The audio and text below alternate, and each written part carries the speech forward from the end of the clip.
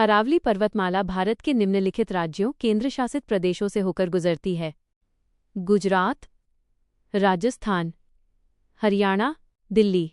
केंद्र शासित प्रदेश।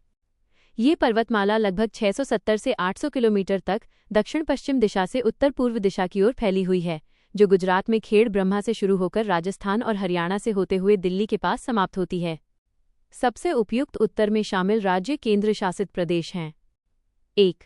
गुजरात, 2. राजस्थान, 3. हरियाणा, 4. दिल्ली। क्या आप अरावली पर्वतमाला की सबसे ऊंची चोटी के बारे में जानना चाहेंगे? निश्चित रूप से। अरावली पर्वतमाला की सबसे ऊंची चोटी है गुरु शिखर। गुरु शिखर ऊंचाई लगभग 1722 मीटर 5650 फीट। स्थान ये राजस्थान के सिरोही जिले में प्रसिद्ध हिल स्टेशन माउंट आबू पर स्थित है।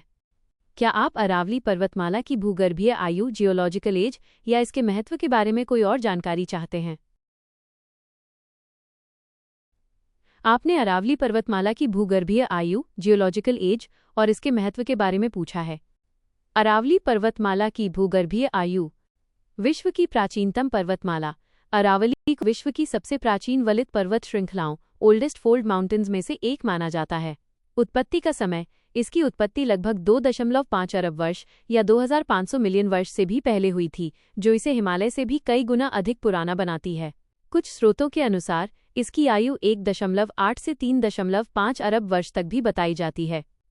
वर्तमान स्वरूप ये अब एक अवशिष्ट पर्वत रिलिक्ट रेजिडुअल माउंटेन के रूप में मौजूद है, जिसका अर्थ है कि लाखों वर्षों के अपरदन इरोजन ने इसकी ऊंचाई को काफी कम कर दिया है।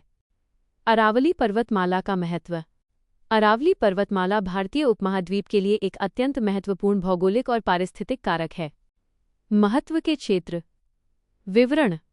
मरुस्थलीकरण प्रतिरोध। यह पर्वतमाला थार रेगिस्तान को पूर्वी राजस्थान, हरियाणा और गंगा के मैदानों की ओर बढ़ने से रोकने में एक प्राकृतिक बाधा नेचुरल बैरियर का कार्य करती है। जल और नदियाँ। ये कई महत्वपूर्ण नदियों जैसे बनास, लूनी, साबरमती और साहिबी का उद्गम स्थल है। यह क्षेत्र के जलभृतों एक्विफर्स के पुनर्भरण रिचार्ज में भी मदद करती है। खनिज भंडार। यह पर्वतमाला खनिज संसाधनों से भरपूर है। यहाँ तांबा, कॉपर, जस्ता, जिंक, सीसा, लीड, संगमरमर, मार्बल और ग्रेनाइट जैसे महत्वपूर्ण खनिज पाए जाते हैं। जलवायु नियंत्रण।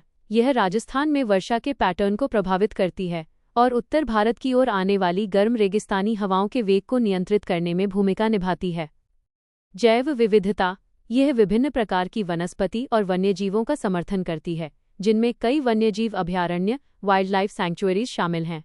सांस्कृतिक महत्व। इस पर्वतमाला पर कई ऐतिहासिक और सांस्कृतिक स्थल स्थित हैं, जिनमें माउंट आबू और विभिन्न किले शामिल हैं तथा ये भील जैसी जनजातियों का निवास स्थान रही है।